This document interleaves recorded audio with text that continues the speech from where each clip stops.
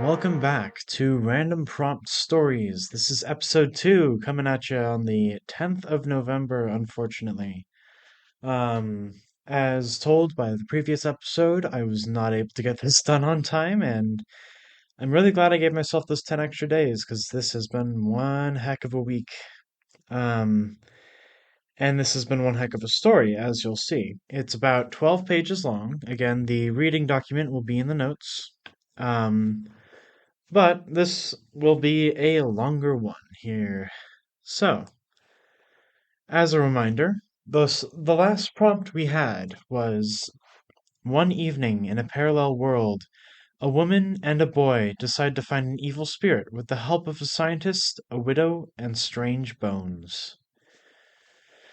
So, there was a lot more to work off of there than last one.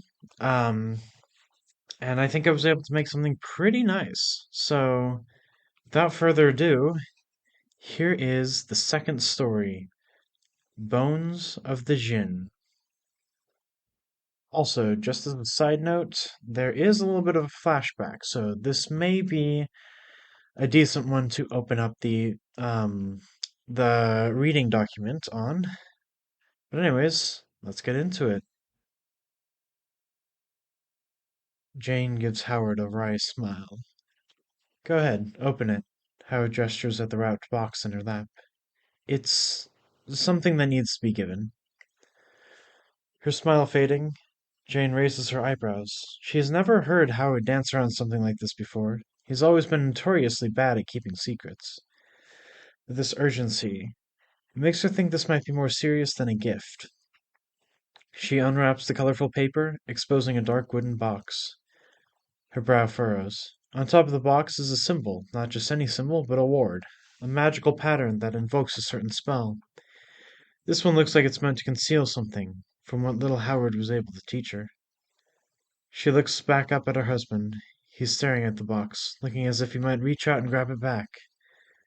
Then he takes a long breath.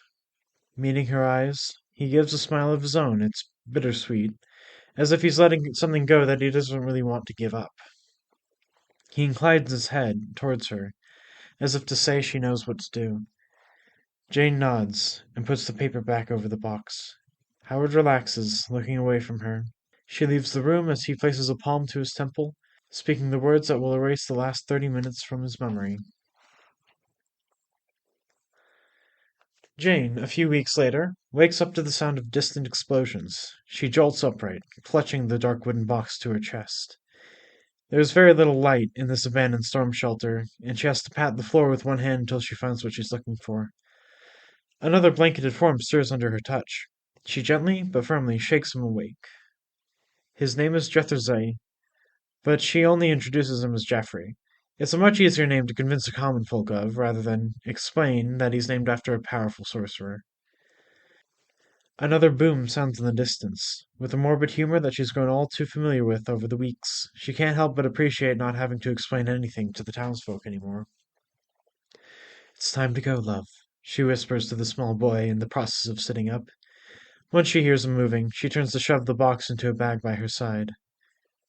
Jeth rubs his eyes. He has dealt with much more than any young boy should have to, and he's all too used to being on the run.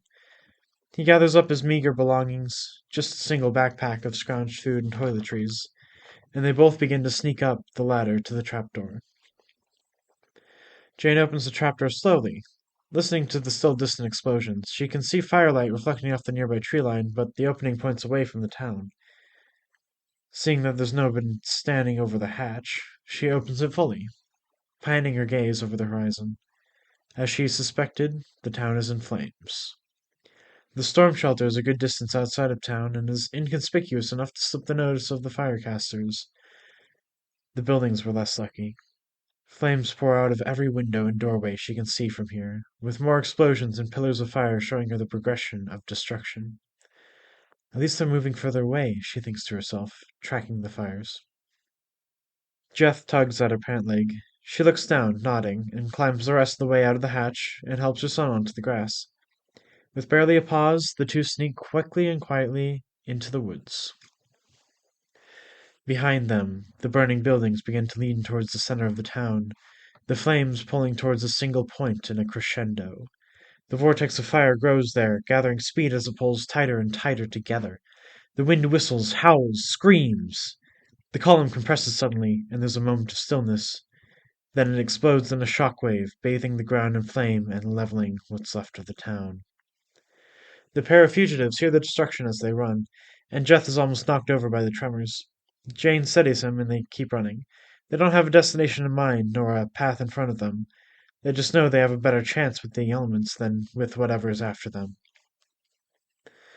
Once far enough away, they sit down for a moment to rest before continuing a hike through the woods. The air is getting colder day by day. Fall is settling over this cursed land. Jane's morbid humor resurfaces, and she wonders why such a powerful archmage wouldn't just change the seasons if he went through all the other troubles of isolation.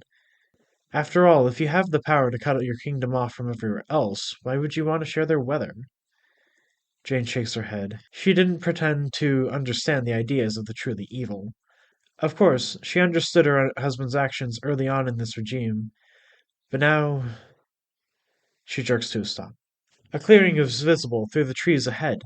She almost didn't notice while she was lost in thought, but she holds out an arm to stop Jeth before he can wander ahead.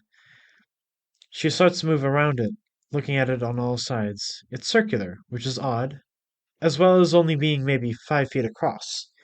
It's unnatural, that's for certain, and in her experience it almost always means magic. She takes Jeth's hand and begins to walk quickly in another direction. It isn't long before they see another clearing. Like the other, the forest floor in that clearing is covered in thin, leafy branches, as if to conceal something. Jane doesn't trust it. She turns and leads Jeth away, trying to distance them from the clearings, but still not going back the way they came. They move cautiously but quickly, trying to look out for any other traps. A twig snaps. Jane rolls around, catching a glimpse of movement behind a tree. They're being followed. She picks up Jeth and runs. There's no time for caution now. In her panic, she doesn't notice the net, thinly covered in leaves and twigs, until it closes around them, hoisting them up into the air. Jeth is screaming. Jane holds him close as well as she can without getting tangled up in the net. She quiets him, calms him down, but her hands are shaking. This might be it, she thinks, trying to seem calmer for Jeth's sake. The crunching of leaves signals someone's cautious approach. Jane holds the whimpering Jeth closer to her, hoping that whatever's coming will have to get through her first to harm her child. The footsteps stop a few feet behind them, bracing for the feeling of fire spreading along her back, or necrosis digging into her skin, or the shock of the lightning bolt, whatever the spell might be. She doesn't notice the world begin to stretch slightly.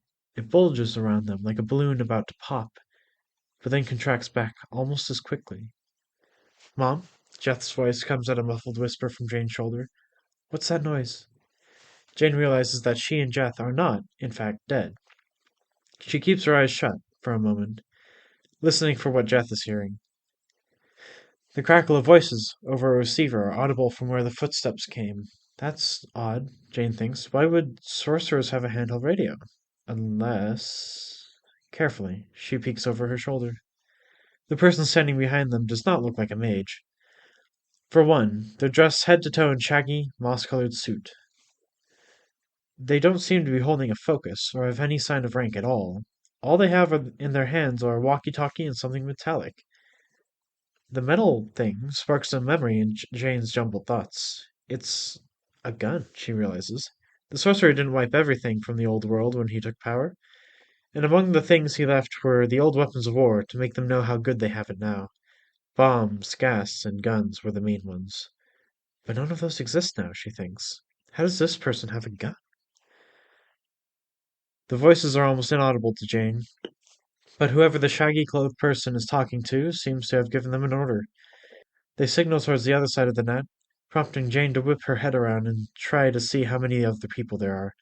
But before she can get a good look, the net crashes to the ground, knocking the wind out of her.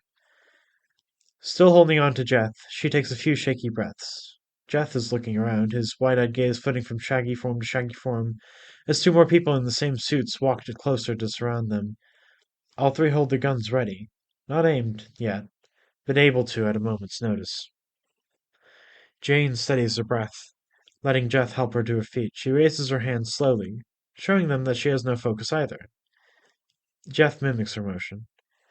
The gun bearers share a glance, or at least turn to each other. Jane doesn't think they can see their expressions behind their shaggy hoods. Then one of them speaks. Follow me, they say, their voice deep and commanding, but quiet. They clearly have a fear of being noticed as well. Jane is very confused. She must have looked like it too, because another one of their captors says, Just follow him, please. We don't want to harm you. Looking between the three of them, Jane weighs her options. These people are not mages, and although she can't bring herself to trust them and their weapons, she and Jeff probably have a higher chance of living by cooperating than making a break for it. She nods, then turns around, following the one who spoke first. She keeps a hold of Jeth's hand and looks out the corners of her eye to make sure the other two won't make a move. But they just flank behind her, pulling up the rear to make sure they don't escape. They walk in silence, moving through the forest until the side of the hill becomes visible through the trees. The one who hasn't spoken yet moves to help the apparent leader of the group clear some branches from part of the hillside. The leader then reaches toward the base of what seems to be an odd pile of leaves and pulls up the edge of a camouflage tarp.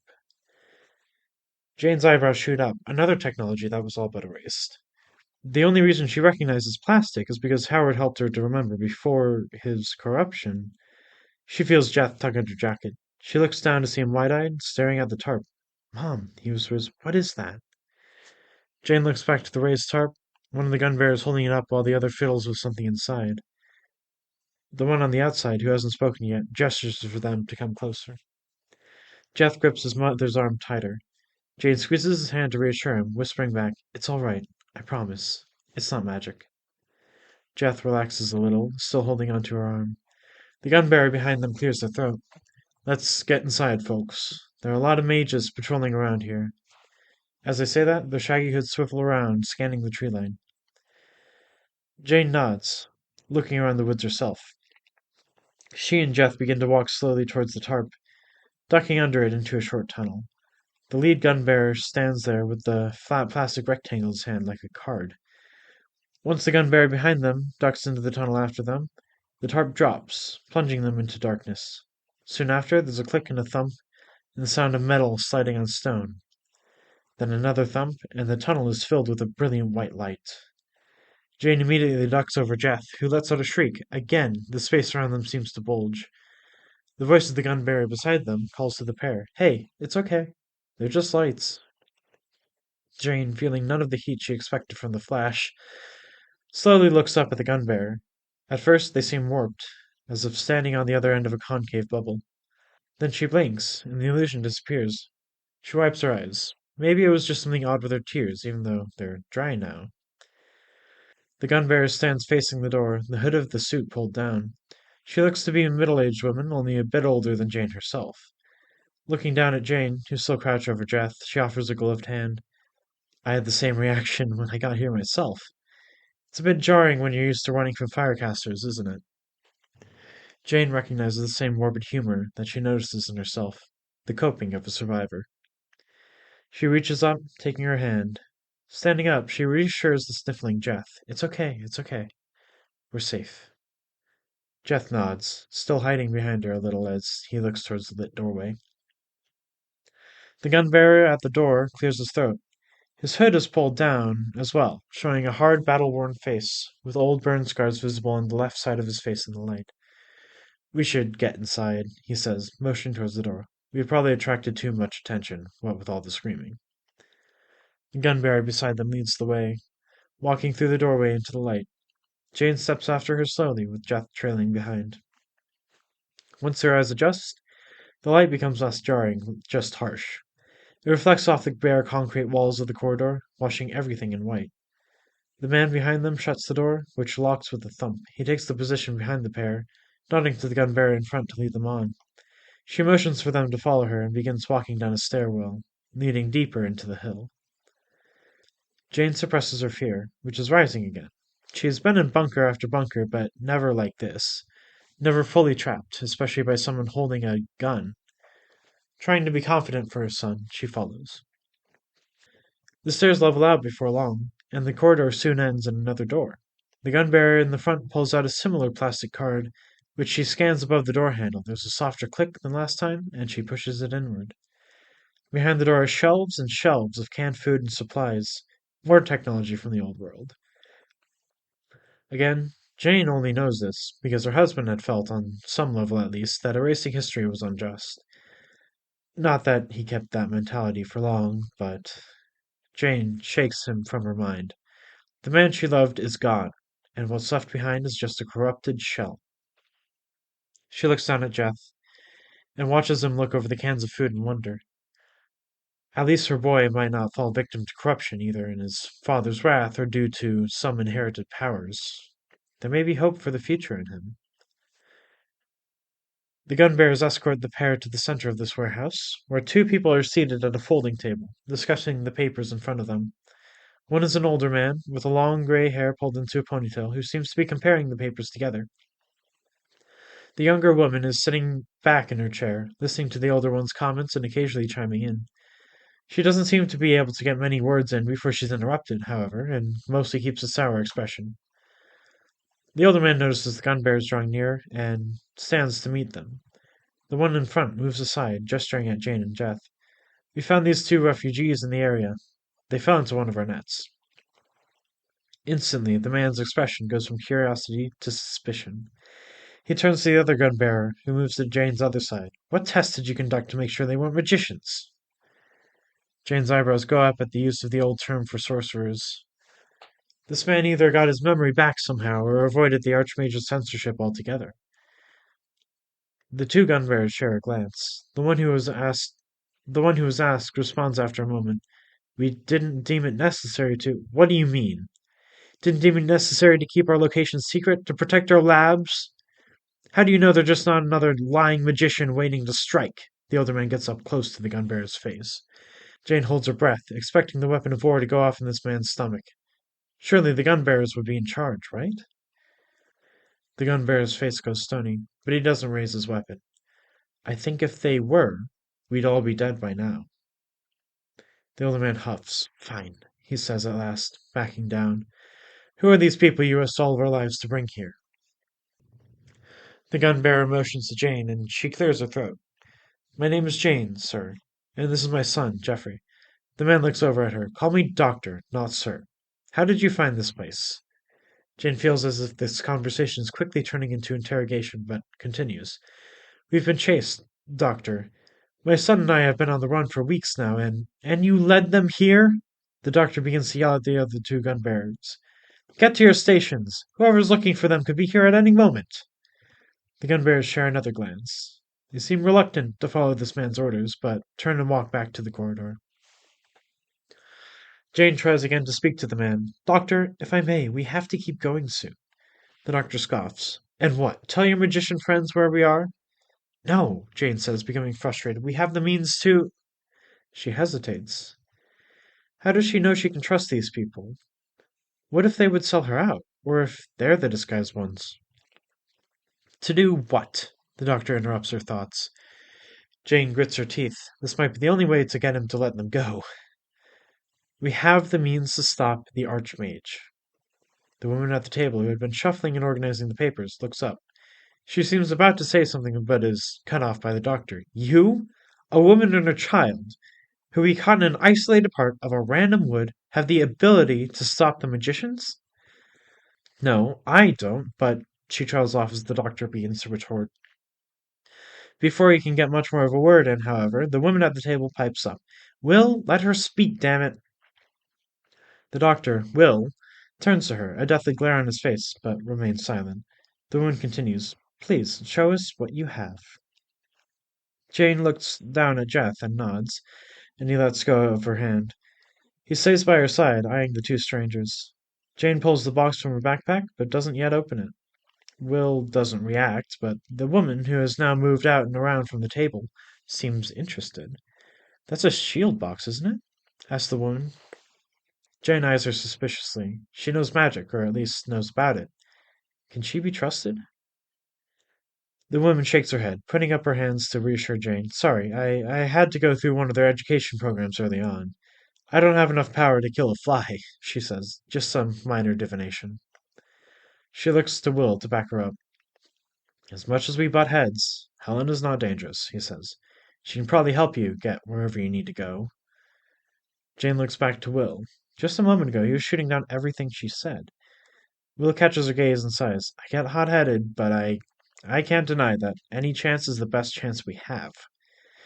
If you even think that this is possible and doesn't cause me any harm, there's no reason not to help. Jane nods. Then she frowns. Even with them on their side, she's not sure what to do next. Her plan didn't go much further than outrunning the mages. Thank you, but I'm not even sure where the place I'm looking for is. Helen pipes up. Oh, I can definitely help with that.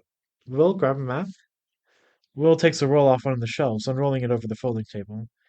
Jane stares at it in wonder. She's never seen a map this detailed. It seems to be depicting the whole country, and she can trace where she's been with the names of the towns she's passed through. Helen grabs another sack off the shelf, which makes a clicking noise as if filled with rocks. I feel like I should warn you, she says, turning to Jane. The stones are slightly magical, but I promise the use of the tool like this doesn't corrupt the user. She looks Jane in the eyes. Can you trust us?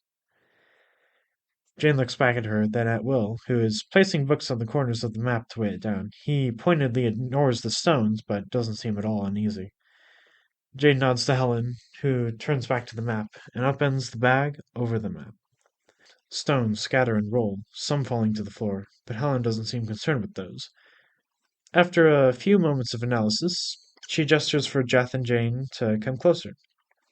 She points to the three similar stones that form a triangle. This is the place you're looking for, but the reading also indicates danger there, she says, directing him to a deep black stone within the triangle. What kind of danger? Jane asks. Helen just shrugs. The stones aren't able to give something that specific, just the general sense. Will, who has been glancing at the triangle, leans toward a small dot stuck near the edge of the triangle. That's interesting, he says. Both women turn to him, waiting for him to continue. Eventually, Helen breaks the silence, asking, What, do you know that place? Will looks up. Yeah, I think I remember uncovering some sort of temple during an archaeological dig. Pre-magicians. It looked old, but we weren't able to explore much before the takeover. Jane's eyes light up. Did it look like a tomb? Now the others turn to her. Well, yeah, Will says. I believe so. It was a long time ago. Then that's the place, Jane asserts. Do you have any way of getting up there quickly? Helen and Will share a glance. Will finally responds. I have an old truck that should have enough gas to get us up there, but how do you know? I'll explain on the way. We need to head there now. There's no time to lose. Jane is excited now. After all these weeks, she finally has a lead good enough to go off of. She picks up Jeff, who is looking through some of the old cans on the shelves, and follows Will to the truck. Helen volunteers to stay behind to watch the base and closes the vault-like door behind them as they exit. The truck is an old pickup, hidden beneath another tarp on the opposite end of the base. Jane loads Jeth into the back seat, comforting him that they're almost done running. Jeth almost seems to relax a little. Jane takes the passenger seat next to Will. He struggles to start the car, but thankfully the engine turns over by the third try. All right, he says to her over the revving of the truck. I know how to get there, but tell me what we're looking for exactly. It's the tomb of a Djinn. Probably that old site you were talking about. Jane brings out the box again. These are the pieces of its body put here to keep it from coming back. It's the only thing that can stop the Archmage. Will pulls the truck out onto the road. Well, I don't know anything about magic, he admits, but don't the stories say you have to make a wish? Jane nods.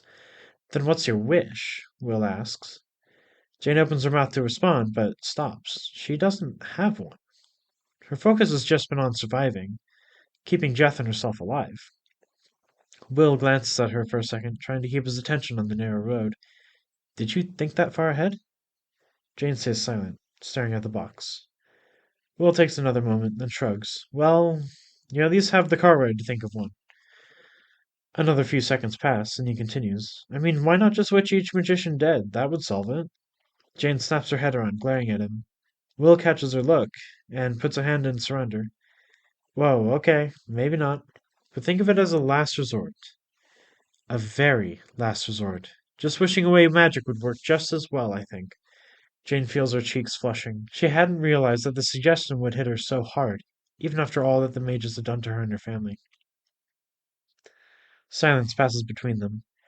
Then Jane hears her son's voice. Is that it? Jane looks out the window and sees a large quarry down a steep hill from the road. Will glances out as well, nodding. That should be the site. There's a small access road that goes down there, so it'll be a little sound of something slamming into the truck. Cuts him off. The driver's side windows shatter, spraying glass all over him and the back seat. The truck skids off the road, but Will regains control before it can tip over the cliff. Everyone okay? Will asks, turning to check on the other two. Jane, looking shaken but all right, reaches back to comfort the whimpering Jeff. Will nods, then scans the surrounding for what might have hit them. It's a bright day, and he's having trouble seeing, almost as if the light is growing brighter. Get down, he yells, right before another fireball impacts the truck, sending it rolling down the hill. Halfway down, it catches a rock, spiraling it into the air. Then it meets the ground. Glass sprays everywhere as it scrapes to a halt, the frame buckling like a soda can. In a few moments, the gas ignites in the engine, threatening to blow at any moment. Jane pulls herself up, dazed and confused, but alive. She's several yards from the crash, but can't remember flying out of the car. Will is right next to her, which doesn't make sense from how the crash happened. He starts to stand as well, and they both look to see Jeff, with a hand on each of their backs, start to sway. Jane is able to catch him before he hits the ground, but looks to Will, understanding crossing between them. Jeff is a teleporter, a mage. At the edges of the quarry, space begins to bend. The Archmage's teleporters are here as well, along with the firecasters that knocked them off the cliff. This way, Will shouts, helping Jane up and running to an outcropping. Fireballs begin to hit the quarry walls behind them, scattering stone pieces as they explode. The three of them make it to a tunnel, Jeff beginning to regain his bearings. Will stops at the mouth of the tunnel. Go, I'll hold them off.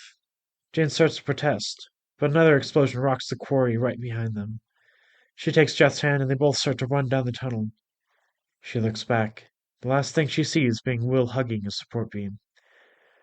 There's a flash of light, and the tunnel shakes. Soon after, the first rocks begin to fall. Jane pulls Jeff along faster and faster, trying to outpace the collapse begun by the doctor's gambit. Finally, the rumbling fades behind them.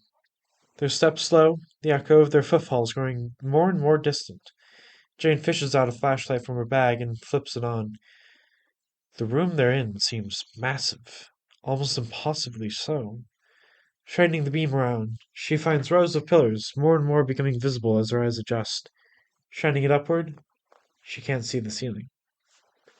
Jeff, in a shaking voice, calls out to Jane, Mom, why is it so cold? Jane shines her flashlight over to him and sees that he's shivering. The cave is cool, but she can't feel any chill. He just seems to be a little shy of hypothermia. Oh, my dear, here, just sit against this pillar, she says, guiding him down. She fishes out a sleeping bag and drapes it over him. Is that better? Jeff pauses and shakes his head, but tries to rub his arms to warm himself up. Jane roots around in her bag for anything to use as kindling, and her hand brushes the wooden box. She takes it out of her bag, considering maybe just using the lid. As she pulls it off, however, the torches above them begin to sputter with blue flame. Jane looks up as the hall becomes gradually illuminated, then turns back to the box as its contents rattle. The tiny bones she had carried all this way rise out of the box, lengthening to about the size of a human's. They dance through the air, which is chilling to the point where Jane can see her own breath, and make their way to a grand dais further down the hall. She looks back to Jeff, who's still shivering, and assures him everything will be okay, rubbing his shoulders. Turning back to the dais, she jumps a little. She is face to face with an old weathered man. Despite his gray hair and lined face, he stands straight-backed and confident as he stares down at her. He smiles, a hint of cruelty in his eyes, then elegantly bows to her. What is your wish? Jane is shocked for a moment, but soon regains her wits. Are you the Djinn?